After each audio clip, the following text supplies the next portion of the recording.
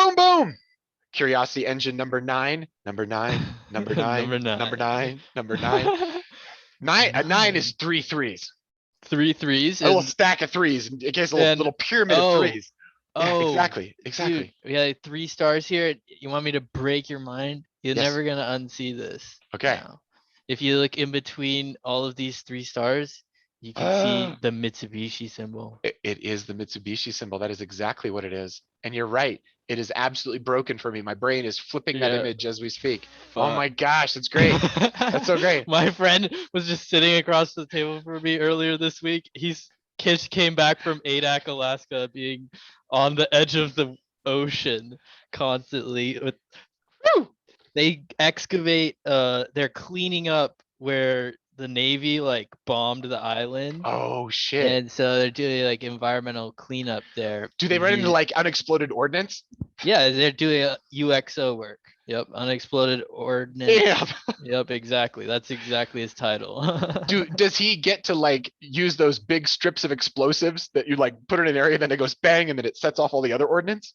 uh, I don't know. I know that they, at least at this job, they do explode. Well, yeah, no, they build it. They get it. They filter them out and then they put them in a pile and then they Blow them up. explode them. Yeah, yeah. Crazy, Yep, yep, crazy. yep. It's like detritus from war detritus. Yeah. Although no one's ever attacked Alaska, we just did that to ourselves apparently. We just did it to ourselves. Yeah, it's good. And so yeah, they're cleaning that up. They use these remote controlled excavators. That's fucking nuts. Oh damn, like little And these, ROV underwater shit, and they're it's picking not up things. underwater. It's not Oh, underwater. It's just like little literally robots. like Yeah. big, huge whole ass excavator that Oh, claws that picks up the aggregate that is exploded. the The shell coastline, and the. the coastline, the rock, and all that, and they Yeah, put it on tables and they sort it all out. And yeah, man, that's crazy. That's crazy. catching all sorts of salmon, and Fun. he bought a drone right before he went back out there, Oh my or gosh, do you know? halfway through. Yeah, yeah, and he got footage, and he was showing me earlier this week. It's fucking Oh, great. that's amazing. Shout Do out Levi. you know what kind of drone he got? Mavic Air 2 or whatever. Yeah, that's a beautiful one apparently. Yeah. Like it's got some really good, like super high definition Yeah. images. It's so fun to fly. I flew it around because So yeah, cool. he came back in between. He had to do something, and so he came here for like a week or something, and he bought that drone, and then we were flying it all around my house, and then yeah, he took it back over there. Dude, it's like even when I was flying the drone on like a little tiny screen, it felt like you were flying. But really, when you put Oh it back yeah. on your TV in the HD, you're like, oh my God. But they have now FPV, the DJI FPV. It's like a full, I was showing you this, I think, at one point, full on Yeah. headset. And like you've got this intuitive control that you can like, it's like a joystick. And Right. the drone itself has this really good sonar, so it won't let you run into shit, but you can go at like 90 miles an hour just like through canyons and Yeah. I mean, but like live, it's like a That's live video game. crazy. I know it's crazy, and the prices come down all the time on them. They're able to get, they kind of Yeah, stack their it's innovations. crazy what you can get. That drone is like $1,000. Like he didn't even Yeah, pay $1,000 for it. yeah, totally. Which, I mean, $1,000 is still a lot of money, but Yeah, not it's compared like to a making one remote yourself or something. control. Like it's like so smooth, and it's just like Yeah, stick your phone on it, and it just Mhm. operates like a video game Like a car, video you game. know, Totally. except for it's on 3 axes. Man, I saw the new James Bond this last weekend, and they had some beautiful drone shots where it would like just back up and you'd be like next to this vista of a mountain. It's just like, oh my God, like so beautiful. Yeah, Did you ever see yeah. that movie Tenet? Tenet, yeah, I did. Nice. This is my Did. workout movie. So whenever I'm like exercising, when I'm doing the elliptical, I'll play Tenet. I just play Tenet. And I've seen Are you Tenet trying to probably. figure it out still? Here's the thing. It's got levels. It's got levels, dude. Yeah, that's After what I was thinking. I know I saw it once, and I was like, that was well, like first all off, right, but I know that I know I could see where it was like looping, and I was like, that's just something you're gonna have to watch many times. But you're like, oh yeah, I yeah. do it every time I work out. Yeah, what are you learning? Okay, so requirements. You got to watch it about 30 times with the subtitles on, just to soften up the You brain, have just to to soften up the brain. fucking memorize it. That's Well, what you're saying. I haven't memorized it yet, but there is about 30 or 40 times in, something kind of happens to your brain. And here's what I think the Nolan brothers did, because these brothers, they always make their movies together. You know, a Venn diagram where you have three circles, Yeah. they all intersect. It's like they wrote three movies and then they pushed them all together. Their storylines all intertwined, those three movies, right? And instead of telling one of those movies, they like move the lens to like 0.3 into the next movie. So you're watching 0.6 of one movie and 0.3 of another movie, and then you get an extra 1 point in there, and then the rounding. But there are literally storylines that arc in and leave, and you could hang a whole goddamn movie off this one little thing that kind of moves through. And they should make all three of the movies. Like it's really beautiful. It's also probably the most creative. Like, do you ever see Memento? That one that was done backwards, like back in the 90s? No. Memento was made, it was a Darren Aronofsky movie, I think. He's the same guy that made The Fountain and like Pi and a couple of the other quotes. You're gonna freaking love some of these movies. But Memento was a guy who was essentially would forget everything 5 minutes after he remembered it.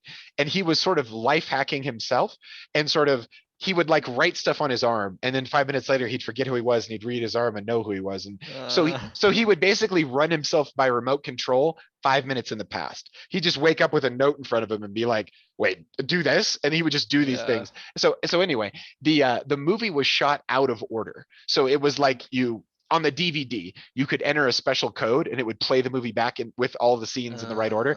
But the viewer watches the movie in a different order, and you learn about the character in this really insanely kind of creative way. Yeah.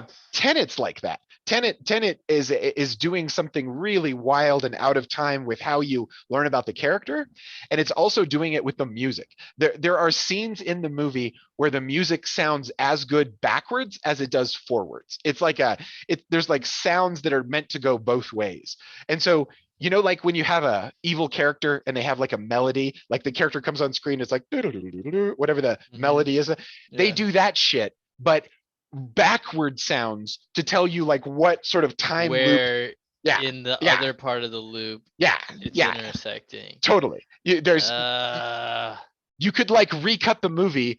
You could like edit it and like just put all of the way the sound is done in these sets of scenes probably makes the scene almost linear in a certain way, but it's all spread out or whatever. Yeah. That's why you say you should make all three different movies. They should make the rest of the movies.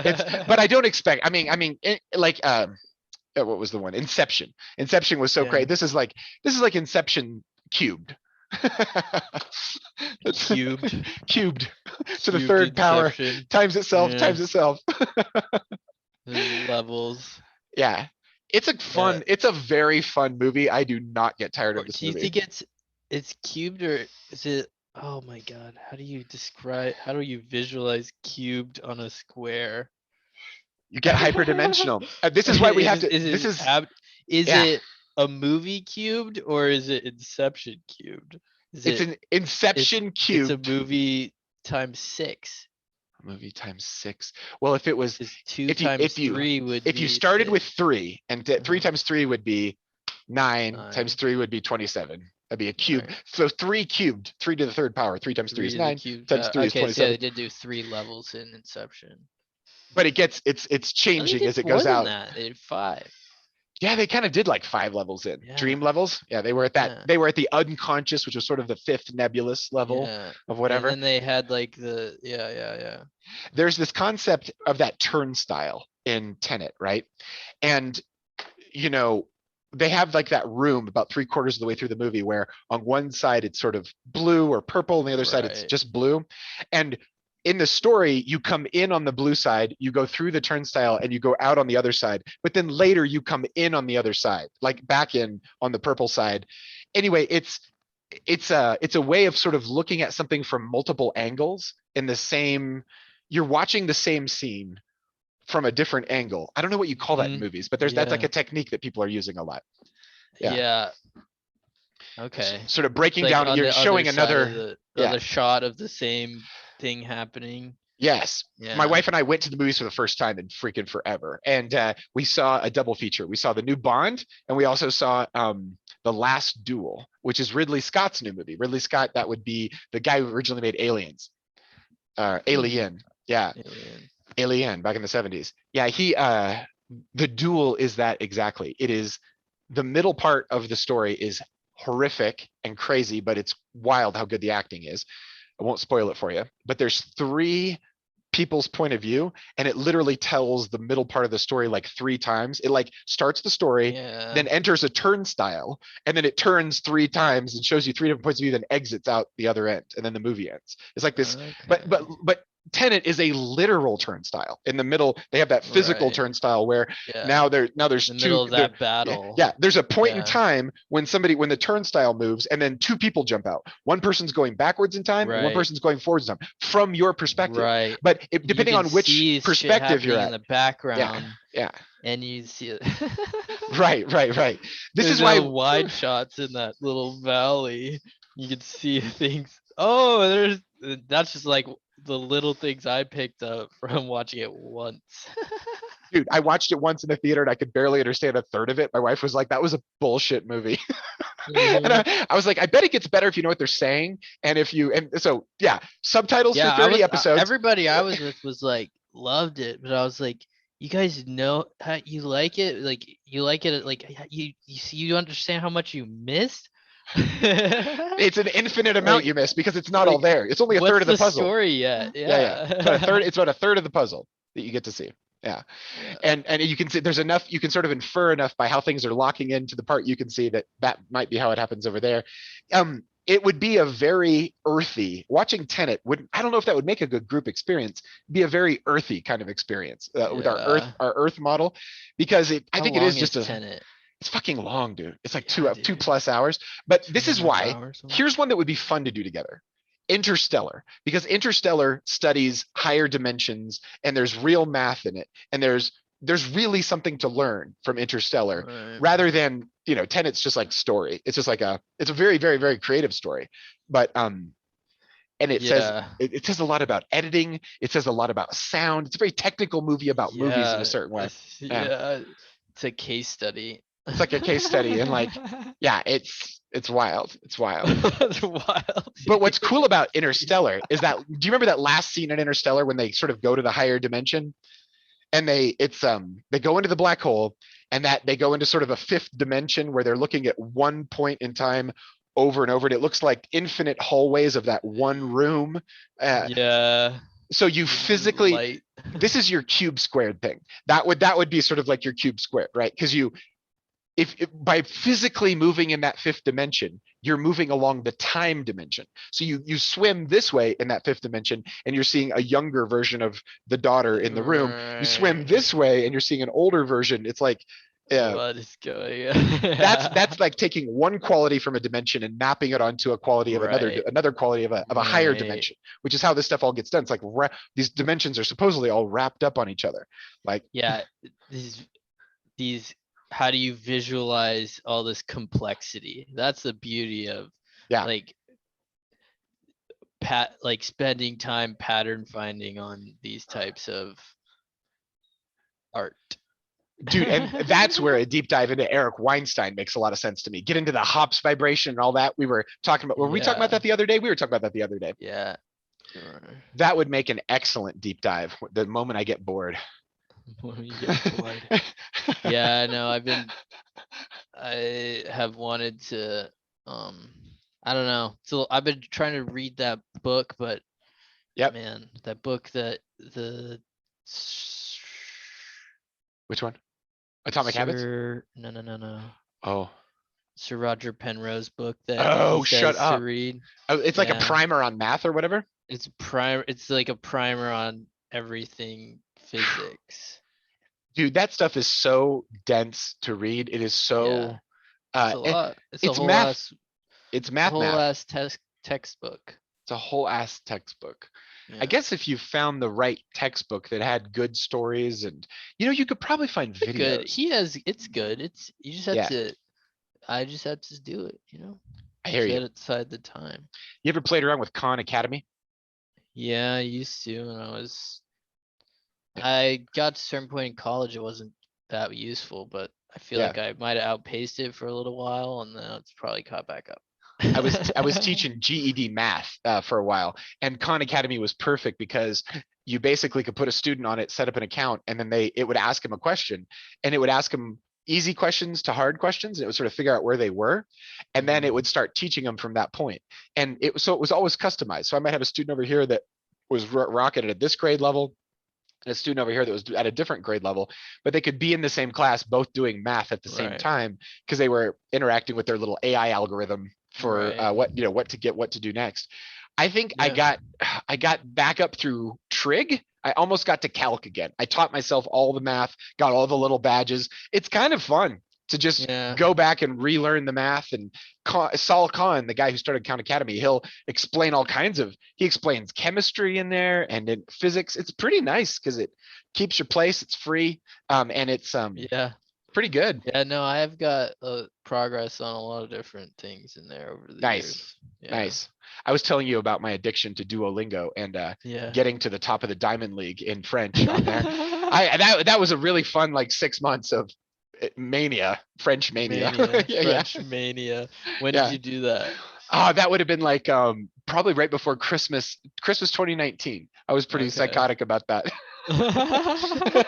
I I was watching I would literally, I told you this, I would literally get out like 3 phones, like in 2 tablets, and I'd log into Duolingo on all 5 of them. And then I would rock out like the highest possible score. I got to the top of the Diamond League, and it was neck and neck with this Chinese child who was really fucking good at French. Did you ever chat with him? No, but based on some of the stuff he put in his profile, there wasn't a chat. I don't think there's a chat function. There might have been, but no, we just eyed each There's other. no way to connect. You can just do more French than that Yeah, person. yeah, Yeah. yeah. It's just the leaderboard and the username. Yep. Totally. But what I would Crazy. watch. I just might be slightly on the spectrum, but I would watch Ad Astra. Have you seen this movie Ad Astra with Brad Pitt? No, I mean, Oh, Ad Astra is the name of that school. yeah. Ad I don't know. Astra is This Elon movie Musk's is. kid school that they Yeah. built at SpaceX. Yeah. Right. Ad Astra was a movie with Brad Pitt that came out in like 2019, and it's a dad issue movie. Dad issue movie. It's all about his dad. It's all about his dad. Interesting. I About would Brad watch Pitt's dad. Brad Pitt's dad. I would watch that on loop, and I would play Duolingo to a ridiculous degree, and I would and I would just like zen out with Zen out. that storyline in New French. Yeah. What were you running from? What were you running from? Exactly. Probably boredom. Probably boredom. Boredom. Yeah, probably boredom. I would guess. And I'm gonna learn all this French this fast. Well, I really got caught in the gamification. It was at a certain point, it wasn't about the French, it was about beating that kid. You know, It was like about beating that kid. He's like, he was, no, Peter, what was I running toward? Yes. it's not what you're running from, it's what you're running toward. Yeah. Victory over Yeah. children from other countries. So listen, I can bury your 4th graders in French. Just so you know. Yeah. Just so you know. I just watched this movie. It's winter time. It's cold outside. I'm inside. I have cats. Oh my god, it's getting to be wintry in my part of the world, and we're getting ready to hibernate. You get your propane filled up, you get all your cracks on the outside of the house filled, you kind of feel for it's gonna be really cold for like months on end, and like right now is the time. I just repaired the roof. We got the roof repaired. Nice. It's like gotta kind of like batten down the hatches, and then snow for 8 months. Boom. Exactly. Drops out of the sky. Drops out of the sky. No snow here in Tennessee usually, maybe a little bit. Nice. You guys are Pretty pretty far lame. south. You guys are pretty far south. Yeah, it's pretty Yeah. lame down here. Well, Sometimes beautiful trees with lots of water, lots of big green leaves. There's all kinds of cool I stuff. am not crying Yeah. at all. That's awesome. I like snow, but I like snow in the mountains, and the mountains are a whole different I could live in the mountains, but it's not like Yeah. living it It's down different. in Yeah. this area. Yeah. No. Yeah. Yeah. You are in a very, when I, dude, I grew up in the Midwest, and anytime I'm traveling and there's leaves, I'm just like, oh my God, they're real trees. Like the pine needle trees are beautiful. Deciduous It's like forests. living in a Christmas set. like, like Yeah. like little elves could be running across the street in the middle of July, and it was like it'd be completely in character with the You scenery. have reindeer. Yeah, we've got deer everywhere up here, and elk and every other thing. Oh my gosh, that James Bond, the new one, it was pretty good. James Bond like kind of gets a family for a little bit, and then Oh, they, wait, what? yeah, they sort of, what's your favorite Bond of your movies? The I don't know. Yeah, I don't know. dude, I like No myself idea. some Casino Royale from Some Montenegro Casino on. Royale. Yeah, Casino Okay. Royale. If you start Casino Royale, you can watch it if you haven't seen it, watch it through. But like, really, the place to start is when the train's coming through the mountains. It says Montenegro because that's like that's kind of when it all kind of kicks in. But that is the scene when James Bond meets Vesper, and Vesper is like, Bond is just going through life, just sleeping Mhm. with chicks, like married ladies, just like real guy stuff, Uh-huh. just because he's out killing people. He's got no He's time for out. this shit. Yeah, He's a spy. All he's a right. spy. He's Yeah. very He's not exciting. allowed to Yeah, hang on to one mask. That he's means not he allowed to can't have hold. like the normal life, right? And Yeah. so in the Bond character's development, there's this tension between like normal life and this kind of stuff. Anyway, Vesper is this smart English woman who he falls in love with, and they go through all this trauma together, and they kind of bond. Anyway, they really like each other. Then, Mhm. spoiler alert, she dies at the end of Casino Royale, and Dun, dun, so I dun. know, so he just gets it kind of ripped away from him. And then in this new one, there is a new kind of interest that is, or I forget her name. I'm not that deep into it, but she kind of, anyway, we Bond gets a kid. Bond has a daughter, and then this is like his little family and stuff like Then this. it's And like a Taken two. I mean four. kind of, yeah, there's all kinds of hostage situations, but it's really complex. It has to do with Yeah. bioprogrammable viruses and shit. It's like a little too on the nose, but the Oh God. totally.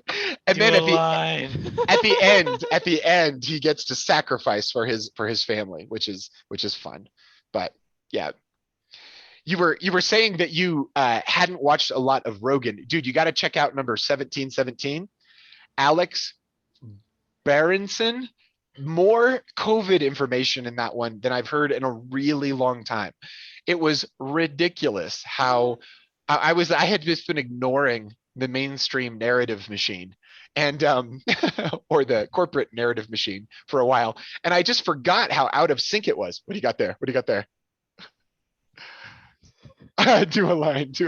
That's so funny. Absolutement. Yeah, it's but anyway, it was crazy how he all he does is talks about studies that come out from like the CDC of like Israel or the CDC of the UK or the CDC of India. There's actually Uh-huh. places out there doing science, and we live in such Oh, sweet. Really? What's this guy we name? live in yeah we live in such a media ecosystem where if you just troll and don't the internet, you're going to Yeah. get all kinds of just Yeah. what is basically propaganda, what is basically psyops, being, Disgusting. yeah, it's crazy. It's not really Trash. news. It's not really It's news. gutter. Yeah. Barto. What's the guy's name? Alex Bernenson, Oh yeah. JRE number 1717. I saw this clickbait headline of that Sanjay Gupta. Yeah, was on there. Yeah. Yeah, that's the arc, dude. If Joe Rogan is like a soap opera, then Sanjay Gupta comes on the next episode, and then Sanjay Gupta then gets drugged before the Inquisition courts of CNN and Yeah. has to go on this tour where these other like Don Lemon and these other people out there in the media universe, they're like, you know, basically got wink and a nod. You weren't on a real program, a real news program. Meanwhile, Sanjay and Joe Rogan talk for like 33 hours, like Yeah. 3 hours, and they really talk through every little nuance of the media and COVID and vaccination and just all these different things. It's Right. one of the most nuanced conversations you could have on it. If you were looking to get data or to get information out of it, was just like an excellent example. Yeah. Anyway, then there's this Yeah. kickback, and Rogan gets like totally high with Michael Malice later in the week, and talks it all through. It's like a therapy session. It's hilarious. It's like a therapy It's session. like a Rogan based therapy session. He's Oh you my gosh. because what happens is he confronts them on their lies about ivermectin being horse dewormer. They deny and just go back. They literally work it out on Sanjay, and then they deny and kind of go back on it.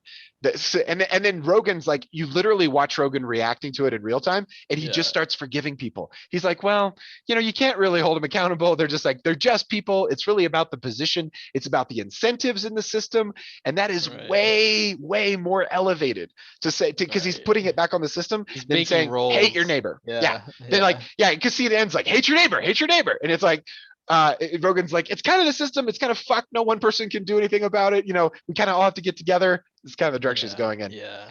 It's just hilarious to watch the corporate media call that the bad version of the news. It's like, wait. Right. Some of us out here actually just don't actually want to figure out what's real and what's not real. Yeah. So you're not It, providing that service.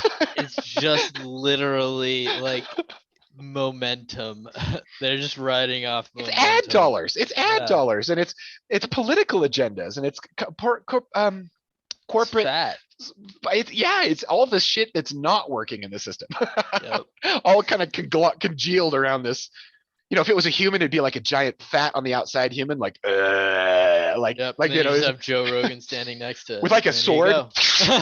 He takes off its head and like gets it in the gut. It's like, it falls over.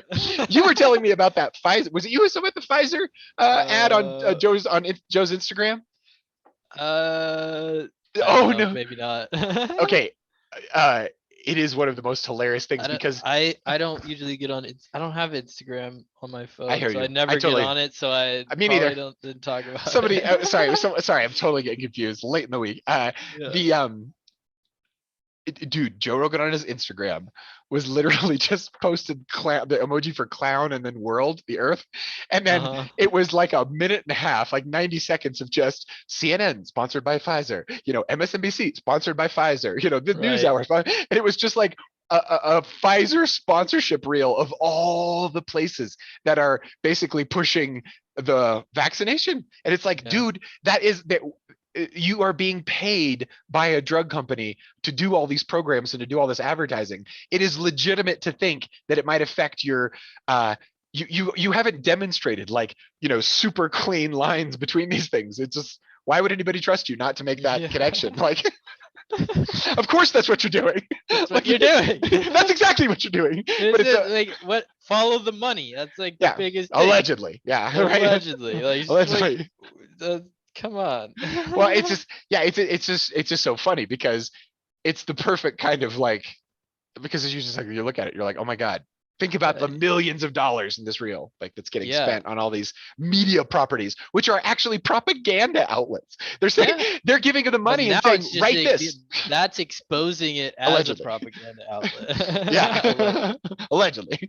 Yeah, it's just it's like quid pro quo back with records. Remember this thing payola in the record when record monopolization and radio stations. Payola? Payola was this whole thing where it'd be pay to play, where there were all these independent radio stations, and if you wanted to get an artist played, you might give them a record with a little cash in there, and then that cash was like the payola to play the record.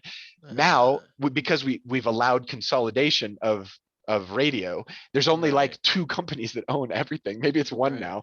And so Yeah. they don't have to do payola because they're all employees. So they can Right. just be like, hey, you only get to play these records. And Yeah. so it's a way of trying to monopolize a market where there is another kind of DJing where you just would play what you wanted to hear Yeah, whatever you want to or hear. what was good, like good music, not the Yeah. commercial music, It's like Yeah, commercial well, drugs. I mean, that's Like that's commercial really drugs. what okay, what kind of I mean, we got Spotify and Apple Music, Yep. and then I mean, those are the big ones, really. But I don't. That's not. You can do radios on there. It's kind of different now. The Yeah. whole model's changed. It's changed. Yeah. Yeah. And it should change. It should evolve. It should really evolve. Yeah. When the payola thing, that was kind of like people were a little too locked into those airwaves. And boy, Steve Jobs, 2003, with the iPod, man, that shook the whole thing up. Like, being able to drag music around, and then the streaming services that came after it. It's beautiful. How much music do you listen to in a week? Oh man. Probably like, I don't know, probably a couple hours a Couple hours, day. couple hours a Yeah, day. Nice. That's awesome. maybe. I I make mixes when I'm listening to Spread. stuff, so I'm always Yeah. trying to. I'm always like, it's kind of like a little work project. In a good week, I'll probably get in, yeah, like 6 to 8 hours, probably something like that. Mhm. Maybe less these days. I should listen to more music. Yeah, I think I feel like I'm sorting a little bit with music. Yeah. I I like listen to music and I like do mindless stuff and I think about like Mhm. whatever the fuck is going on in my life at that point. Nice, nice. Do you listen to new stuff or do you listen to some things over and over? Do you have like playlists you like, or do you make playlists? Or Depends. Sometimes, usually I make playlists and then sometimes I have albums that I do stuff yeah, with. But yeah, yeah, uh, yeah, different types of albums for different things sometimes. that's awesome. I Yeah. listen to my go-to for like the last year and a half has been Smashing Pumpkins Siamese Dream. I can hit play at the beginning of that album and it can play pretty much all the way through, and I'm just like, it's like a nice ride. It's a very long, Mhm. nice ride through that sucker. It's it never gets old. But I also developed my musical taste in like the 90s, and it's very 90s, but Yeah. it's lots of, but it's like the best. It's like, it's probably the one of the best Smashing Pumpkins albums. It's like, it's lots and lots of like long acidy kind of guitars just stretched out over the tracks. It's great. Yeah. 93. I'll have to look at 93. that. Yeah, yeah. Damn, yeah, 2 hours and 17 minutes. Dude, if you're just going for one, play Mayonnaise. Mayonnaise, no, Geek City USA or Geekville USA. But one of those two. Those are those are like the Geekville, heart. USA. Today is the most famous one off that one. That's the one with the most plays. Today is Today. the greatest day I've ever known. Yeah. I see today Geek USA mayonnaise. Yeah, yeah. Those are the serious ones. If you want like a good end, 31 songs. That's a that's a massive album. that's got What to are be a they double. doing? That's got to be a double album where they do live ones at the end, I bet. Because the Oh, they original got one's a probably 14 acoustic. 14 Oh, tracks or it's a something. deluxe edition. Whoopsie. If you wanted like a whole, yeah, the another good one, it's an old one, but it's called Pisces Iscariot by Smashing Pumpkins. It's a good old album, and yeah, it just kind of got some real gems in there. Good stuff. Yeah, Very I moody. see that one on there. Yep. Pisces Iscariot. Weird. Yeah. It's good Yeah, stuff.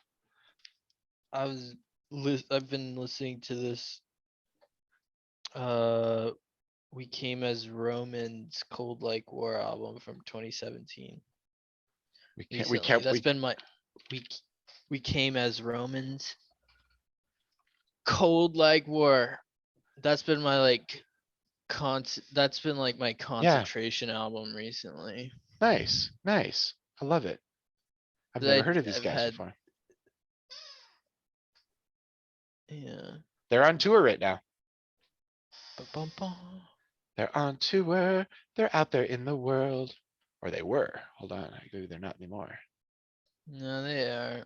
Yeah, they are. They're in They're going to be in Sacramento this weekend. Sacramento, Berkeley, Denver on the 27th. Nice. They got tickets out there. That's like in like 2 days. No, 5 days. Several days. Yeah, it's That's so convenient to be able to see all that shit just right on your phone in Spotify. boom, boom. Oh, that's nice. Yeah. Nice. I'll check these guys out. I've the only outstanding concert I haven't that I've got tickets for is Flaming Lips. Flaming Lips was supposed to perform in 2020 and 2021. Now it's back to April of 2022. So Wow. yeah, yeah, they'll be fun to catch up with though when it happens. Oh That's my, cool. yeah, yeah. Where are they performing? They are going to perform at this place, not the Granada, I think it's Granada here in Denver. It's like one of the kind of like medium-sized clubs like on the main Mhm. street. But the Flaming Lips, they throw a universe exploder party. I mean, first off, there's a shit ton of acid there, like just like the most, it's such a acidy inspired kind of thing. Although Wayne Coyne, the lead singer of the Flaming Lips, goes on record back in the 90s saying, "We do not do drugs. We do no drugs." Like anytime it comes up, he says no, because he grew up in this like prohibition kind of time. Yeah. And in any event, I was at a Flaming Lips show and I was just dancing in the general admission down close to stage, and this girl like shoved like a giant cube of LSD in my pocket, and was like, everyone was just like tripping balls, and it was, you know, confetti being blown everywhere, and lasers and light and sound and performance, and the audience is going on the stage and the stage is coming on the audience, and the sound never stops. And I was You not feel it. yeah, I was not tripping, and I was like, but it was like the environment was tripping like hard, Yeah, like yeah. around you. The Yeah. energy was tripping. Well, and God, I saw Flaming Lips at uh what's the skate show that comes through? Punk Rock Fest. God, what's that one called? Um, Riot Um, Fest. Riot Fest. Riot Fest. Riot Fest. I caught them a couple years ago at Riot Fest, and it was outdoors, and there was probably 3,000 people, and Right. there was some kind of opening band, and we were all kind of up by the stage, and it was just a sea of humans. There was a gentle wind, and then it was in between, and then the Flaming Lips start, and the amount of weed that was smoked outdoors. I didn't know you could hotbox the outdoors, Yeah, but it's like, outdoors. but it was like easily getting high on like 20 kinds of weed at once, and you can see the sky. It's like, why is this happening? There's no Just explanation for this. weed coming Yeah, out of this so this a much weed weed. dome. A weed dome. A It was weed like it atmosphere. was like A a weed atmosphere. weedosphere. It was a weedosphere, a weedodome. A weedodome. And it was a, but dude, another really crazy show. But they always have really super fun shows. They're one of a kind. There's no one else I've seen that does this kind of stuff. But It's crazy. yeah, and they're still around is the great part. Still doing this stuff. Dude, I have a question for you. What's the question? Um, like when you put stuff on the internet, Uh-huh. like in the cloud, like Yeah. you know it's gonna last forever. Like how Mhm. does that like you think how do you think about that? How do you think about yourself in the future in the cloud? And Yeah. like what you leave behind? I've been thinking about this since I was 5. Was when I got on bulletin board systems. I was like, somehow it got into my head that it was like everything I'm typing in here is going onto a hard drive somewhere, and that it's very likely that that person will just fill up that hard drive with this bulletin board system and then put it on a shelf and will never erase over it or whatever. Mm-hmm. And so at a very early age with connected communication, I was sort of aware of this dynamic. So I was like, wow, when I say something online and I say it publicly, I want it to really, I should like boil this down. I shouldn't drink like the 3% beer. I should like boil this down into some thick tarry super liquor, you know? Mm-hmm. And so it's not self-censorship, but I just had set incredibly high standards for myself as a young For person your in terms. outputs. Exactly. And I didn't post, and I didn't really, I was consuming internet-based media since the time I was a child, and was born in the 70s. And this is back BBS days and stuff. But like, yeah, I just put myself in kind of a learning mode, and I sort of set a threshold like, well, you'd want to start talking online when you really have something important to say. And then so, you know, learn, fill up, learn. And there's like, okay, now we, you know, go. And so I feel good about it actually, because Right. it's a very weird feeling, and I wouldn't ever expect anyone to believe me without experiencing it themselves. But many times when I am recording something electronically, I can feel people reading it later. As I'm doing it, it's like I can feel a bunch of people there with me. And then I can also, if I delete something or I get rid of it or I don't make the record of it, it feels a different way. So if I have a strong recording method, like you're putting something out publicly on YouTube or something like this, that sort of future impression of consciousness feels stronger to me. And I think that you know, in the same way we're talking about morphogenic resonance, right? The sort of image that you're capturing when you capture an image on the Zoom, it when you do that, you are setting a pattern of energy, and then another brain is playing back the pattern of energy later. And I think the more brains you plug into that, it's just like the Matrix. It like makes a greater standing wave. Yeah. And there's shit I make where I can feel the standing wave of a lot of people grooving on it or doing something with it, but they're not. It's not now. It's later. Yeah. Huh. That's interesting. Yeah, yeah. It's Like, just a sense I have about it. I can just and yeah, like people know when they're so being you looked feel at. like that more with you? Where do you feel it the most? It With what types of content? anytime I talk about something that's got a political tinge to it, or Uh-huh. anytime I talk about something that's got the controversial, conspiracy theory kind of tinge to it or something like that, that stuff tweaks harder because I think it's That's what like, tweaks harder. yeah, because and so that's why I avoid it. Hmm. That's sort of- Tweets harder because like people in it- the future, like what do you mean? Why yeah, would it tweak harder? I Why do you think think it so. tweaks? Yeah, I think Because people will when, review it when, in the and, future. and you're going to piss somebody off. Like somebody is going to have the Maybe. opposite. Well, somebody if somebody in the future watches that pattern and what they contribute to that pattern is them screaming at the screen, that is a way Yeah. stronger emotion But than but people are screaming right now. right. People who spend the energy looking at what you did in the past, that's Yeah. a lot harder to do than I don't know. I'm Have you like, ever felt? Have you ever who felt an? who Have you ever felt an screams? AI? Have you ever felt an AI looking at you? Oh yeah. Have you ever felt its gaze? Like, have you felt something looking out from inside your phone at you, and you're like, "What the fuck?" Like, have you I felt mean, it? I've I mean, I've grown up like really interacting with these Yeah, different AIs, yeah, and then even working, I ran that DoorDash stuff for a while, and then working for the AI, yeah. and then seeing the like kind of the principles of how it works, and then kind of like basing how many other people I'm seeing around doing the same thing I do, and I've worked for different ones. I didn't just work for DoorDash, and so I mean, I don't know. I don't necessarily feel like an animus. I haven't necessarily felt an animus, but I feel like I built an animus, a Ooh, model kind of, ooh. I hear you, you know? dude. If you just have like Elon Musk always says, if you have a 1% increase per year times 1,000 years on anything, any technology, you get magic pretty damn quickly on this. Mhm. At some point, it just becomes magic. So think about that. The AIs will get made and they will look through everything.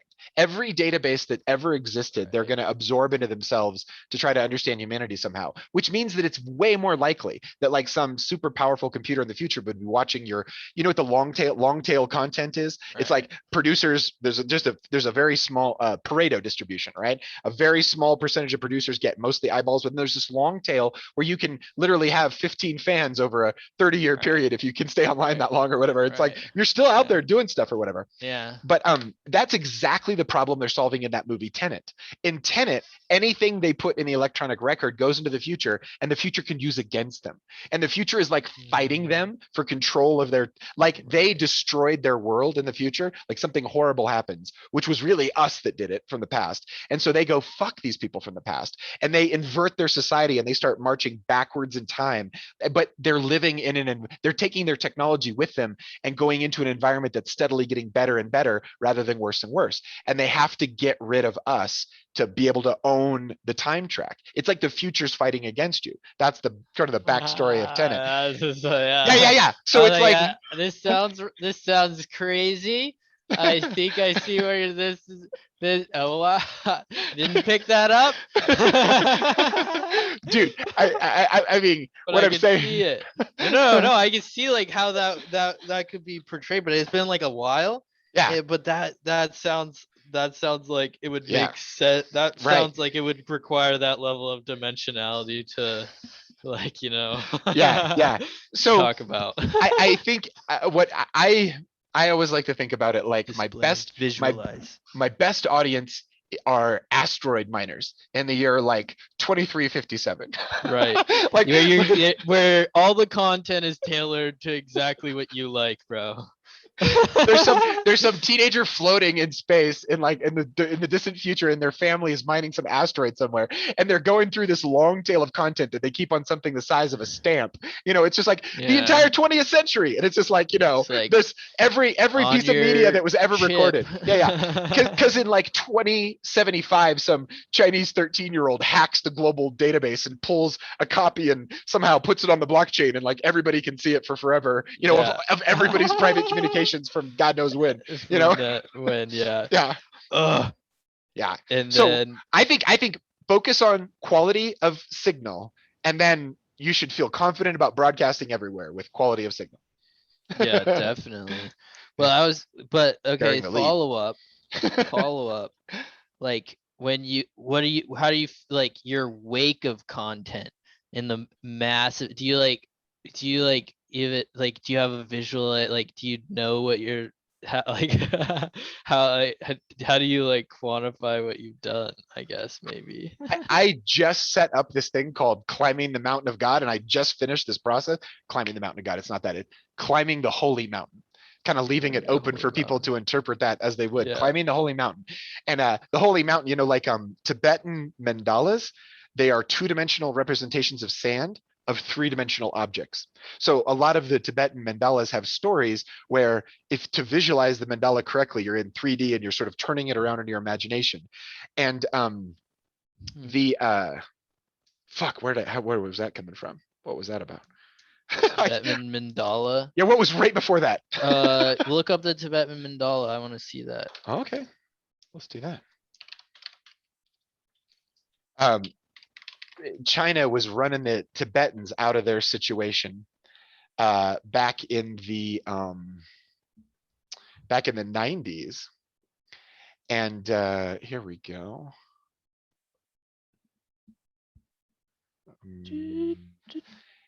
And yeah, they were kind of like destroying the culture of Tibet in China, and they had to retreat to India. And this would be like an example of that's a pretty classic one right there. But this would be like these would be Tibetan monks in their traditional Tibetan robes. And then they have these little straws, and they sort of, the straws have notches in them, and they'll vibrate it here with look like they've got a screwdriver. And so they'll put little tiny grains of sand in here, and then they go rattle, rattle, rattle back and forth. And that brings up the, that adds the sand to the very specific place. And then the designs that they do, like those are, oh, here, let's see. That is a giant picture. We copy this address here real quick. Here, check this out. Yeah, okay, so this is a very good example of it, because this is the end state. So they are in there are prayers they say while they make it, and all of these. This is a three-dimensional building represented in two-dimensional. It's like there's like gardens and clouds out here, and then there's like more central stuff. The king archetype is in the center of this thing, the center of the mandala. This would be like the God self in the middle of it all. They pray and they tell this story, and they add their creative energy and their effort. And at the end of it, they whoosh, and he's basically sweeping it aside. So they'll take all of this colored sand, and they'll pick it up, and they'll take it down to like a river, and then they'll throw it all in the river all at once. Wash it away. Yeah, like wash it away. Wash it away. Would you ever want to do a deep dive into that Jungian book? What is that? King, Warrior, fucking Magician. Oh yeah, that's the book you were reading. Yeah. When, like, earlier this summer or something. I learned so much from it. It was such a king, warrior, magician, lover, rediscovering the archetypes of the mature masculine. It's such a good framework for thinking about the male psyche and like how it fits together. And kind of his thing is he sort of explains those archetypes, And then he explains sort of their immature versions, like what we might do as like a young man that might grow into a mature king. And then he sort of gives a good version of it and a bad version of it. And then what you do essentially is look at all your behavior in your life and go, okay, in relationship to the king archetype, where am I trending? Am I trending more into the negative aspects of it, or am I trending more into the positive? And literally just by contemplating the archetype and what it is, just like what is that energy in me or whatever, you sort of it's very much like Jung described active imagination. It kind of unfolds. It's very much a creative, imaginative kind of thing. And you can imagine better ways of doing stuff. This is where Yeah. your atomic The habits would come in. model Because then you would just like kind of chart that into some atomic habits, is like framework. grounded in some real world. Frameworks in libraries, bro. You were talking about wanting to learn more about archetypes the other day. And I was Yeah. like, yeah, I think it's time to like, I think it could be I time to think that's do it, good. dive into that sucker I would again. definitely love to do that. Oh, it's cool. We've got a couple other guys that would want to join us too, so it'd be fun. That's good. Yeah, we'll do it. Let's do that then. Some Nice. point. So Spin so that you up. but you said wave of content, right? So the wake of content. Wake of Wake of content that content. you have. How Yeah. do you think about that? This is why when you started talking about loops and maps when we first met, my ears perked way up, because I was thinking like, dude, I was making a lot of 360 content in the last year before we started hanging out. And it's this enormous like 100 GB file that you got to put on YouTube, and then you watch it, and it's just this. If you download it, it's like Jesus. There's all your space in your phone. It's like it can take up your whole memory of your phone. But the like having good maps, good mind maps, and good indexes was the way I was going to conquer this. How do you take long form, like a Rogan, or like call it 50 Rogan episodes? Yeah. How could you take 50 Rogan episodes and make a single map of that content that you could literally move around and be like, oh, I want UFOs. And then you could literally click a bunch of links that would take you into categorize all that in Yeah. index, strip it all out in a way that you could say, oh, all of the 900s, here's all of what Joe Rogan talked about UFOs on this topic, categorize it. But imagine it being like strip it 3 out. graphical and Yeah. like little examples and But like if it's like this story, that story. graphically examples like that, then you still should be able to filter it too. But you can build you can build the map, but then the map should be able to break it back down into categories for you.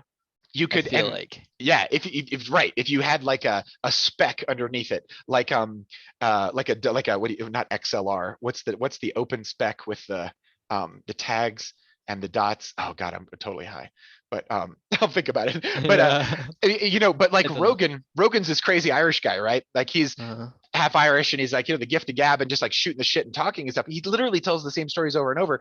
That is not a bad thing for the audience. They're like these touch points that you come around to. So long form discussions where you're talking about just kind of a hang where you're talking about it.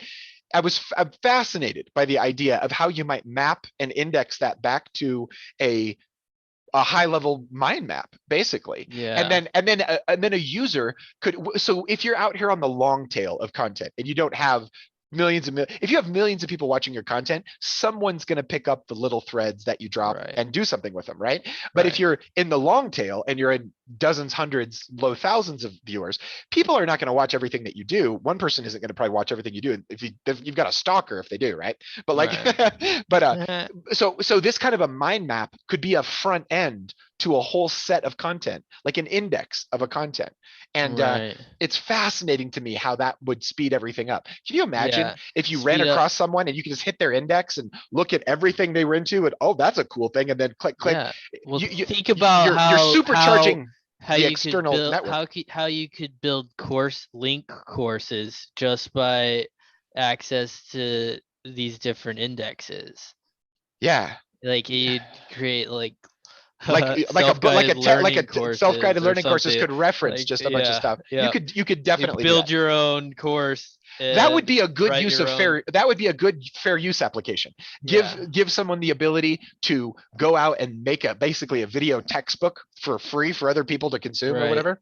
Yeah. And you do that by creating these types of content around these freaking long form conversation shows.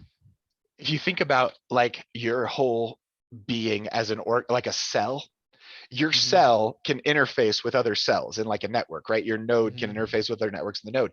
By making an index of all your content and taking the time to do that and putting it right on your front porch, you are literally, everybody who comes by could see what you're about in such a short amount of time. But the Right, people who want to connect with you, they're gonna fucking be like, oh my God. And you're supercharging your ability to connect more right. widely.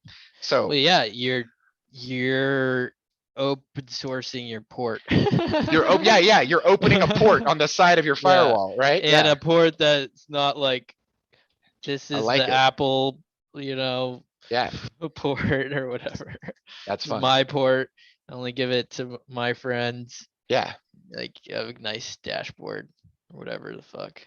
With yeah, your awesome art and content and your yep, hard work and love and exactly. on It's like display. it's a form of a portfolio. Yeah, Uh, yeah, it's like a portfolio exactly. of your content, your Yeah, I mean ideas and your thoughts. this will be your artistic crypto wallet, in the Yeah, future. yeah, yeah. That's awesome. That's your super. I love it. your art you, yeah, you can put your freaking your portfolio, your personal portfolio.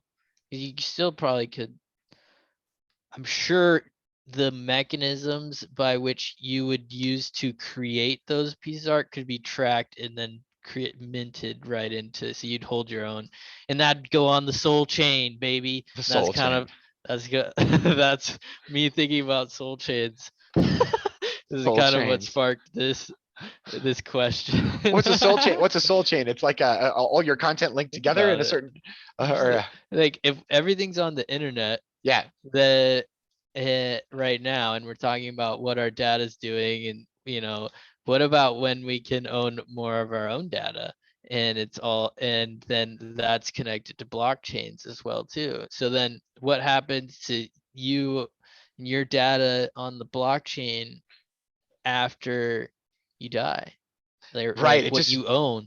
yeah, Yeah, like right. How do you pass it on to how an do you heir or pass it something like on? that? what what Yeah, what does that happens with that, yeah, yeah. that Well, all of the with shit that's yours? usually when people get just famous enough Especially and all the they meta stuff, like what do yeah, you do with it? what What do you do with that data?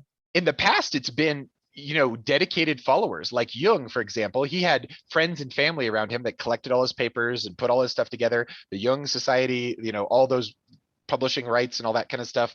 I mean, there's value in it too, but a lot of times it is just people volunteering to sort of remember somebody's legacy. Like there's libraries out there that people will drop off. Someone will literally be like a writer and have 6 rooms of their house filled with notes. And there are librarians out there who will take a house full of notes and fucking categorize them and like stack them if the person has a big enough influence. And it's like Yeah, worthwhile. yeah, yeah. People create like learning about, Yeah. yeah. So Yeah. certain types of people can get obsessed like that. Okay, so morphic resonance and archetype, right? Also Hmm. actors. Okay, so if you're in the public eye and you're famous, what's happening is you're putting your face out there and you're also taking on a character, and that character is being expressed through your voice, through your energy, your movement, but also through your body. It's like literally a resonator. Like your voice is resonating through the cavity that is your body. There is something of you a little bit, like a little bit of a fingerprint of a physical being that gets captured in film, Hmm. especially when it was the old kind of film. Digital is pretty good too, but like when the Luminary brothers invented film, they would like record a train coming down the tracks. Then they would show that in a theater, and no one had ever been in a seat and watched a train come at them. And when the train came over the camera, which is like a normal shot these days, the Right. entire audience freaked out and like dove off their chairs and were like, ah, like the Yeah. train was going to hit them because they Right. didn't have that sort of Yeah. Disconnect. sophistication. Yeah, they didn't know, they hadn't learned that whole Yeah. basic The pattern. barrier, the wall that is the screen. Early people who used cameras, and it was literally light getting captured through a lens on a piece of chemical, and then Yeah. that exact chemical was being was being reprojected, light was being shot behind it, and it was going out and onto a screen. People Right. thought they'd invented some kind of time travel. Like it was like they Right. were watching a window into another dimension that was like a day ago, after they processed the film. And it was very trippy for them. I think what happens with fame, and okay, so someone is an actor and they have a badass role and they go out there, they put that energy out there. I think literally people who are watching that can take that image. They can Yeah. grab a hold of it.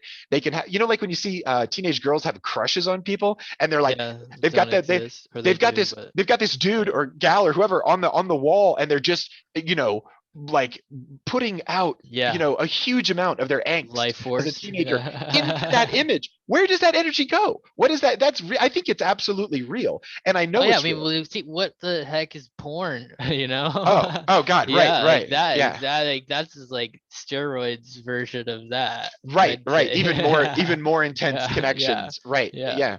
I was in a commercial that aired, I don't know how many times they aired it. They wouldn't tell me, but it was probably 5 or 6 thousand times the commercial was on. And I was the main person in the commercial. I was a man on the street. I was interviewing people, and I was doing it for my work. They had a commercial that was coming through and they were like, "Can you do this?" And I was like, "Yeah, sure."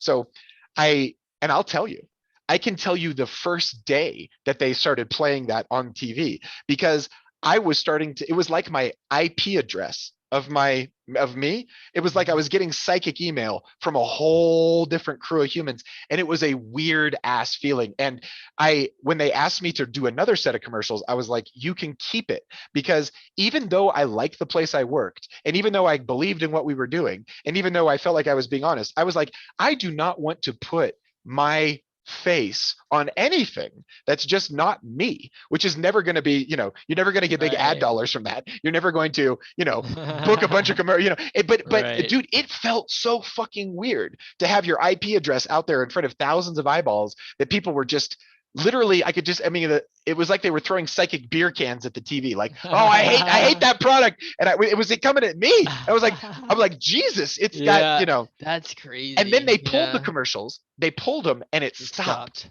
Yeah, exactly. Damn. So dude, this is why I think famous people, you'll see them go through phases where they'll like dye their hair or look totally different. Why? Right. Because it's They're almost as if feeling the their image vibes. has been captured. That image now belongs to all the 13-year-olds who are like, ah, on the, it's like, Right. in a primitive village, that would be like a curse. This little child is cursing you, on this, or, kind of, Right. they're connecting strongly with you at a distance. I think it all adds up. And, Yeah, it's weird. and I think that's why famous people don't maintain an image for long, like a Madonna or something through the 80s and the 90s. She'd be one thing and then she'd be a whole different thing. I think that's actually a strategy, put out a whole different image so that people have a whole different Switching it IP up. range to try to hit. Yeah. I, Hmm. I'm, I would imagine there's got to Yeah. be some level of that. There's some, yeah, there's complexity that could be come from all sorts of directions there. For About sure.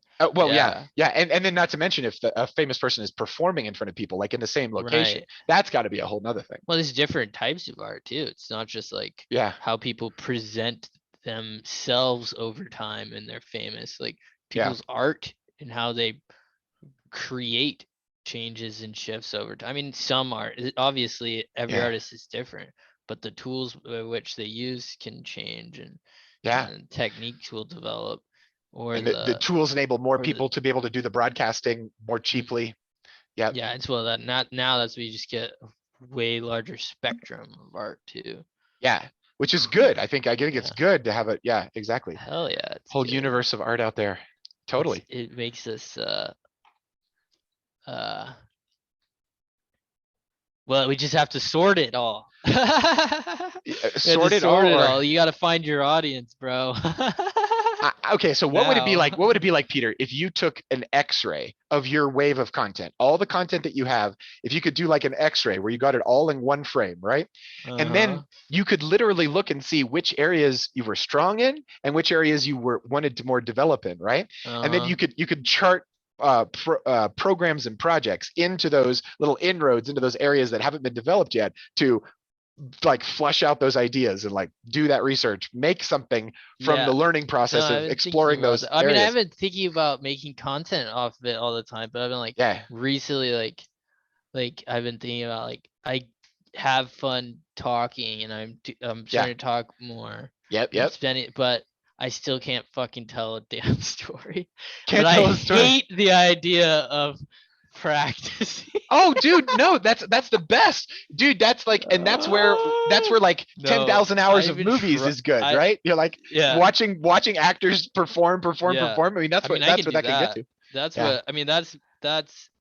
I mean, I can't like just maybe I don't know. I just got maybe I'm thinking I can't tell a story, but I can. It just Yeah. has to come out at I can't like forever on the ball drop myself, like try and tell someone a story. It just doesn't work like that. I Dude, don't I know. bet you could learn how to tell a story. I bet you No, could yeah, have no. I mean, like rails at first and then make it your own, kind of. yeah, like yeah. I mean, we went to that like Tim's thing one time, Mhm. um, and but yeah, I didn't know what I was getting into, and at that point, Oh, I that's like a Toastmaster kind of thing. yeah, the Yeah, yeah. Toastmaster type deal. That's And that's one route. That's one route. Yeah. yeah, that was early. That I had way more fun talking to you, so that's Well, dude, why. I think talking is how you do it, right? You just Yeah. there's when do you actually get a chance to sort of just hang around and bullshit and like just talk about whatever and there's no structure. That's talking is always at a premium at work. You can't just talk to Yeah. everybody all day or you're not getting your work done. Yeah. Well, yeah. Yeah. Dude, I think it's The insanely fun to ultimate. talk. I think it's insanely fun to talk to think about telling stories. And it's also really fun to like as the week goes through to have like a list of like things you want to stories you want to tell, like things you want to bring to the next conversation. My wife Yeah. and I did podcasts for years, and that's what we would do. We would just have little note cards and we would sit down once a week and just like tell each other about every cool thing that we thought the other person would be interested in that we had seen. And it was kind of a cool Uh, way of yeah, taking it's like, yeah, that's what you do. taking the You person with set you. up a little space, and then you create some protocol to bring something to the space. Yeah, And exactly. A then stage. that's Get some pretty much what lines. your whole life is like. Yeah, yeah. Is syncing up stages and then having process behind each stage that is your life Yeah, yeah, yeah, yeah. to fill in each of those stages. And have fun. I think fun is the key to human communication, right? It's like you can like have I get like very heady in my intent to communicate information sometimes, but really the reason why people hang out and talk to each other is because it's fun. It's like Yeah. it's enjoyable. It's like a warm between people that I thought I'm getting older, but that's like in my older and wizened years, that's kind of what I'm more getting to is yeah, you can communicate with people and like tell them something or teach them something or help them with something or whatever, but you can also just be there with them and entertain them a little. Right. Get them taking their day a little bit less seriously. And that's a goddamn service. Just Yeah, I know. carry I that mean, through your life. yeah. I've learned that. I've learned that from my brother in a way, and Uh-huh. that's kind of interesting. He's so masterful at being able to talk to anybody That's awesome. that he's powerful, and that's what he's good at it. But he can also be very like Mhm. facilitating for Yes. yeah, Yes. like we're talking about here. I like that. I like that. There's the facilitation skill mine seems to be there's a lot of big fish that you could pull out of that well. Yeah. you know? Yeah. Or gems at the bottom of that Yeah. mine Well, shaft. you can yeah. But that's the thing. Holding an environment where conversation can happen. Yeah. That Yeah. is a stage. That's what that's what facilitators, Yeah.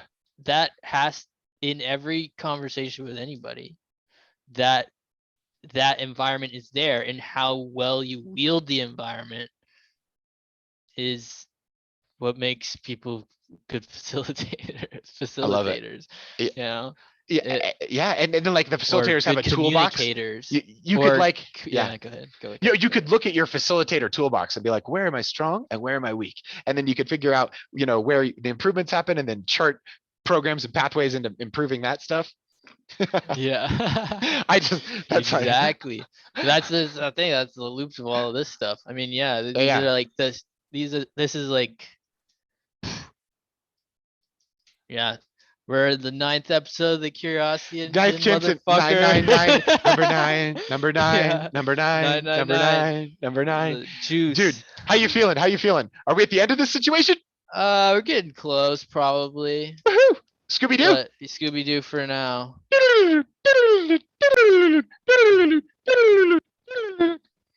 come out of the time tunnel, and out of the time tunnel, we find ourselves looking squarely in the jaws of the psychedelic dojo of love. I made the psychedelic dojo of love a while ago, so that the place it came, DOL. the place that it was, the psychedelic dojo of love. Yes. I started with this image. The dojo est abierto. The dojo is open. Whoa. Yeah, it was like this space guy like floating in this cosmic soup, and he was sort of treading water. And I was like, wow, I think a lot of people feel that way. And the psychedelic part of the psychedelic dojo of love came from the fact that whenever I was teaching physics to students for years, they would always make these connections to spiritual states. And it was always when they were doing strong psychedelics that they were doing it. And so I had this feeling like, I bet there's just a lot of people out there that have had like little bits and pieces, spiritual realization experiences. And they're like, would love a place where they could thread that together. So putting out the shingle, psychedelic dojo of love, the psychedelic part was like, hey, I'm cool with if you saw God once on acid, you're fine. Don't worry about it. Yeah, let's talk about that. This is a safe place, man. Safe space. Exactly. And then dojo is a Japanese term. It means the doing place. The jo means doing, and the do is the Tao, the way of staying in alignment with the ultimate truth at all time. The Tao Te Ching, for example, that's the way, the way of the way. But so yeah, a dojo is the place to do the thing that's kind of in tune with the universe. And then of love, I threw that on the end because focusing on love, I think, is a shortcut to the divine. It's like a cheat code. It's like if love's like a cheat code to staying in alignment with the principle that's basically keeping the whole thing together. And the more you can stay in alignment with that, the greater the richness. It's like a richness engine of pulling this out. And so in the psychedelic dojo of love, the dojo, we have a bunch of stuff. Like tomorrow we've got Delta V Society. We're gonna do Tell them about the dojo. The Dune Wake and Bake, where we're going to watch the new Dune together. And while we're watching the new Dune together, we're going to record 3 questions, shit that we're interested in. And then we're going to pump that into a lean coffee table. And we're going to click, and everyone's going to vote on it. And then we're going to discuss that shit. Have a dope ass discussion after boom watching the dope ass movie. And then this little baby, Peter, you and I have been scrumming. We've been working on this Hive Scrum model. This is the current incarnation of such a thing. This is climbing the holy mountain. And I started by making this little mandala. I found this drawing online, and then I filled in all the colors. And I was like, I've been thinking about it. It's kind of a little cannabis-y. Paint by number. It was click on paint tool by number. Yeah, by number. Make up your own paint by number with I love this. I love these colors. They're so soft. And it's something about this blue water and then this blue sun. It's like it's very Mother Mary-y to me. You chose very good colors. It was really nice. And I was like, dude, I should teach someone how to paint like this. I should teach them how to paint. I should be like, hey, a rainbow going across too. It goes back and forth in different directions there. Yeah, totally.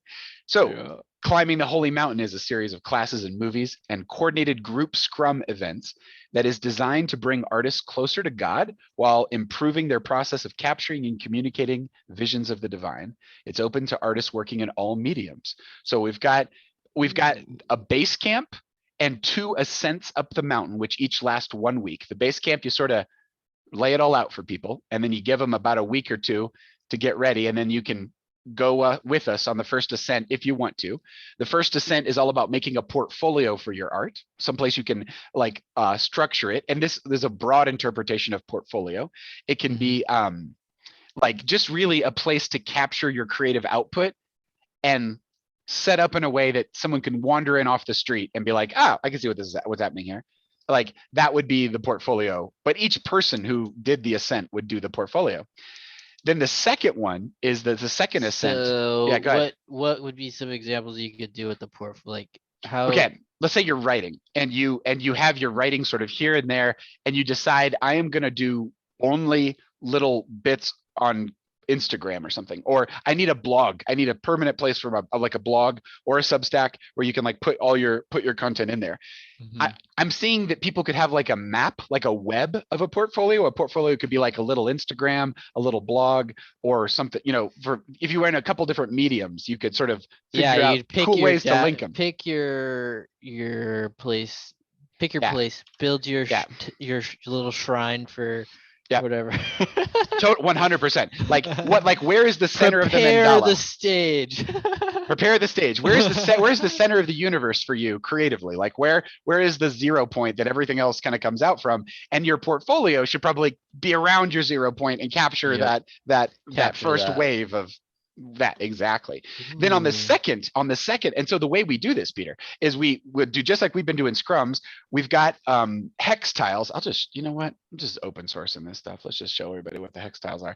The tiles we've been working on. So it's kind of pretty, like art supplies, get thinking like a kindergartner. We've got a schedule here of when these things happen. And then we've also got a plan.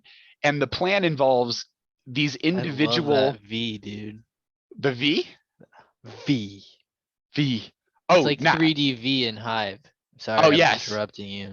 No. I like that V too. That V seems to levitate. It seems to levitate out of the line. It's not levitating out of the line, but with those lines, it makes it look like it's like a spaceship lifting off.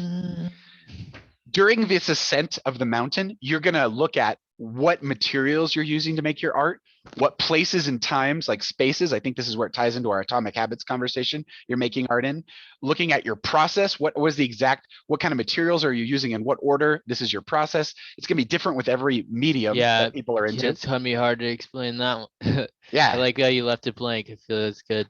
Process is your own, bitch. We're gonna work on that one. We gotta add we gotta flesh that out. And then it's all about displaying your art and what is the optimal environment that, like what you're doing. I was watching this Netflix documentary about this. I think it was a Japanese guy, maybe a Chinese guy. I can't remember. It was mostly I think it was Japanese. Maybe Chinese. It doesn't matter. But fireworks were his medium. Yeah. And my God, it was the most beautiful. But dude, he would light the whole sky on fire with purples and blues and reds. And it was just like, it was like the most amazing thing. And so a display of that art is a blanket in a bay, and he's got a boat out in the water, and he sets all this stuff up on a boat where it's not going to light anything on fire. That's like, that would be the way to display firework art. And then you have to sort of think about that all the way down to what is the inspiration you're trying to communicate? What materials are you trying to resonate that out through? And then what's the optimal environment to house that material resonance in? And like think about your viewer. Like how can you bring your viewer into what you're doing? Like what are you finding that's so beautiful, and how can you communicate that more succinctly and clearly? Yeah. Pick your audience and build the stage to show them, or the display board, or whatever your presentation. Presentation. In addition to the ascents and the scrums, that's base camp, ascent number 1 and ascent number 2. And then in ascent number 2, we make a group show. So everybody takes their best work and they put it all together. And then the whole thing becomes like a show that you could call like Finding God Inside, like the visions of the friends of, Genesis Council and Liminal Order, and like, whoever else was involved in creating this stuff. You could essentially have a show that would kind of put out a vision of the universe, which I think is kind of fun. Then I have also peppered in practical ecstatic techniques for being with God. This is something that I have been working on for years, and I have it talks about core shamanism, practicing the presence of God from the 15th century text of Brother Lawrence, and self-realization by Paramahansa Yogananda. And these are just a couple of the slides that sort of show the source of everything. The goal is use ecstasy. Picture. Use ecstatic techniques. Thank you. And use those to get closer to God. So what are you doing with your altered state of consciousness? Oh, you're trying to resonate with the center of all things. That is a piece of art I made. That was a sunset that I captured and did some manipulations to. And this is, I kind of see it as a spiral that goes in. You're getting closer and closer and closer to the source. Carl Jung talked about this as in Man and His Symbols as the self, the archetype. You're basically creating the self archetype within you. You're enacting the center point in your universe, taking control of the reins and being like, this is how we're painting. This is what we're painting out. This very closely follows the hero's journey, which Joseph Campbell devised from Carl Jung's insights. I have a way of translating that into altered states of consciousness. I call it the journey cycle, and I kind of put that into a process. I then also, this is one person I learned from his students way back in the day. His quote, Michael Harner here is, after having personally practiced shamanism, shamanic healing, and shamanic journeying for more than half a century, I can say that there is nothing I've encountered in the reports of spiritual experiences of saints, prophets, psychedelic drug experimenters, near-death survivors, avatars, and other mystics that is not commonly experienced when following classic journey methods using a drum. So what he's saying there is that there might be a common state or access to a common state that just like transcends your culture and is more a part of us being a human. And that's what his work, Michael Harner's work in core shamanism was about, was what are the universals of this stuff? How does this apply cross culturally? And so from there, we get into sort of discussions about ecstasy and ecstatic techniques and how that gets all put together. Later on, I have, I shouldn't skip anything, although the stuff is also personal. It's also rich. We're going to watch some movies as well. Dude, I'm looking forward to that. Those mandalas were fucking beautiful. Nice. We're going to get mandala. Cool. This one is the second one in that Finding God Inside sub-series here. It's called Sacred Geometry and the Throne of God. So we've talked about this a bunch, but it's all about the center point and then constructively working with the center point in your energetic system. Everybody has an energetic system. People have different kinds of connections to it. People understand it in different ways, but essentially you work from the inside out, just like as in nature. Nature follows these same, it creates center points all the time in what it makes. And our best art does. And that goes right back to that toroidal field. This would be that turning donut if you were looking on it from above. I had a teacher who taught me the Merkaba with this one, 34 to the left, 21 to the right, was Drunvalo Melchizedek's secret daisy-based formula, counting the hexagons in a daisy's face, and then basically becoming a little daisy in terms of the ratios of these moving fields of light around your body would produce this second order effect. This is kind of like this is a classic symbol for like the Om. The Om. This is the one way it's written. There's this called the Shri mantra. You can think of the Shri mantra as a living Om of our whole stack of consciousness that is the universe. And you can think about that as being three-dimensional, like having a three-dimensional kind of form to it. That is the basis of the light body stuff. You start with this very basic star tetrahedron shape, but there's lots and lots and lots of different geometries out through the body. And if you turn this process of introspection into this system over to God, you are able to love essentially God into helping you with this. What you can do is you can park God's presence like in the physical body, in the center of your energetic being. And then that becomes the great wisdom, the light that shines out from inside of you. You're basically a broadcast station for realization of, and the cool thing about the Merkaba is it's kind of like a little consciousness puzzle that's always unfolding in front of you. And I would think that if Carl Jung was talking about inner and outer synchronicities, it'd be like sort of a alignment of maybe even a geometry of the inner world and the outer world. And an experience can easily slip back. It's like, oh my God, this thing happening in here is this thing happening out there. I've had more synchronicity miracles around the Merkaba than anything in my life, but those are the two big sort of esoteric kind of things. And it's going to be a jam session. I'm going to bring a bunch of fun paints to the party and we're going to have a good time. Paints to the party. But in addition, we are also going to rock chalk Jayhawk through some movies, and we've got The Fountain, Altered States, and Brainstorm. The Fountain is all about The Fountain is all about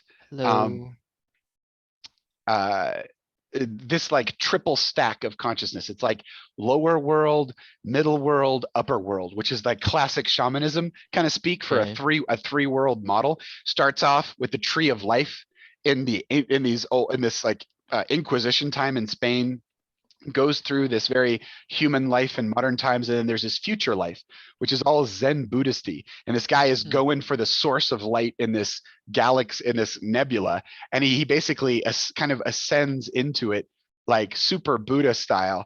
And then like, but it's very ecstasy, like towards the end. It's like this, they use all this photography of chemical explosions and chemical reactions and stuff. It's a absolutely gorgeous movie. And just like the Socratic Circle part of this is, we watch it, you come up with 3 questions, we then vote on the questions, and then we do our discussion. The second one is all about the shadow of the self, which is where this concept I'm relearning from Jung. I knew this years ago, and it's fun to reread this stuff. If one pursues God too intensely and forgets about their human connection, you can basically turn into a maniac for God. And this is like kind of embodying the shadow aspect of this self archetype, the shadow side of pursuing the self in a certain way is disconnection from humanity. And these are 2 movies that make that point really dramatically. The first one's Altered States. Rogen's always talking about altered states as the place he learned about, sensory deprivation. So it starts with this guy, he's in a sensory deprivation tank. He's floating in there. Then he goes down to Mexico and he does these like super powerful Mexico mushrooms, which people online, they think it's ayahuasca. It kind of looks a little ayahuasca-y, but it's clearly mushrooms. And the thing, he sees God, he sees like the source of everything. It kind of opens him up to this sort of thing. And he experiences sort of his wound as the opening to this infinite kind of state. And it's super powerful. And this is like kind of some pretty wild imagery for the 80s. Like they got like a fisheye lens and they got these people, and then it's like nuclear explosions. And he like comes out of the trip and he's like telling his buddy, he's like, write this shit down. This is like important shit. But it's a very fun trip through this. And then the last one, Brainstorm. I've actually seen that one. You've seen Brainstorm? I've seen Altered States. Altered States? That was in the library from earlier. Yeah. Yes. Yes. Yeah. Brainstorm is hell yeah. These scientists create a headset that lets them record experiences and they can play them back, and they accidentally record the moment of death and a glimpse of the afterlife. So this is like the afterlife. All the memories of this woman's life as she dies like kind of pop out as these little spheres. There's sort of this transcendent journey to some higher space. And then there's all these like angels kind of flying into the source of everything at the end of the movie. It's this very beautiful vision of kind of heaven. It's very like what was the guy of the Variety of Religious Experience? William Blake? Blah, blah, blah, blah, blah, blah. William James, The Varieties of Religious Experience. There, he was writing about altered states of consciousness, and in the same way, have you ever studied Stanislav Grof in transpersonal psychology? Stanislav Grof? I don't know. Maybe not. He is a big influence. You probably heard of the stuff that's downstream of him, but he was all about giving people LSD legally in the 50s and the early 60s. And then after LSD became illegal, he switched over this thing called holotropic breathing, where people would breathe just long and deep and basically over oxygen. They get in these altered states of consciousness that were doing similar things to what LSD was doing when he was using LSD. And he came up with this psychology that what it was attempting to do was include all these states of consciousness that we basically don't integrate into our society. And one of the states that he discovered was the stages of prenatal birth. So imagine you're a little fetus and it's time to get born. You're floating in your mom's amniotic fluid in her womb. And then all of a sudden it's like contraction. The whole universe goes blur, blur. And it kind of squeezes together, and you're like, oh, there could be a building anxiety. Then you're going to go through this little hole out into light, and you're going to get squeezed down to nothing. And people have imprints from birth. Like, was it easy to slide through? Was it hard to slide through? Did it take a long time? Was it traumatic? When you got out, was there fecal matter everywhere? People have these sort of deep hangups if there was like fecal matter when they were getting born around and stuff. And when I say, and so what he says is like, anytime you go through, like, let's say you're leaving home and going to college, you will go through whatever didn't work out in the birth process for you is going to re-exert itself, its energy around that process of like leaving your house and going to college for the first time. Because it's like kind of another, your rites of passage or your birth passages into new states of consciousness is going to happen over and over again in your life. And so anyway, this was one reason to Interesting. do the holotropic breathing and was to kind of re-experience these things so that when these states actually happen to you, I was like, oh, this is the constriction feeling that I always feel right before I break through to the next stage of whatever I'm doing, Yeah. that kind of stuff. Ah. He also, that was one category, sense. the whole birth pattern thing. Another category he was trying to wrangle was past lives. People started like really experiencing past lives when they would give him lots of LSD, and also when they would do this holotropic breathing, and they would map them out and sort of try to figure out how it was all related and stuff. And there was anyway, normal psychology just writes that stuff off, but transpersonal psychology was like, what are these? Because everybody would have these states, not just some people, everybody would have them eventually. And so it was like, what is it about these states of consciousness that is so important to the human experience that we don't talk about in our waking, regular 9-to-5 reality, but that everybody it could potentially experience, kind of stuff. Yeah. So anywho, that was what were we talking about? Oh, right. We were just finishing up with that tour. Very nice.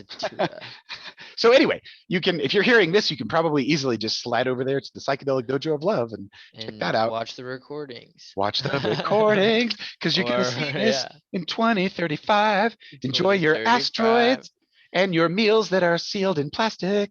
This is the lead being buried. Bury the lead. Bury the lead. Bury the lead. Good sir, is this an excellent time to park the ship? What did moi aussi mean again?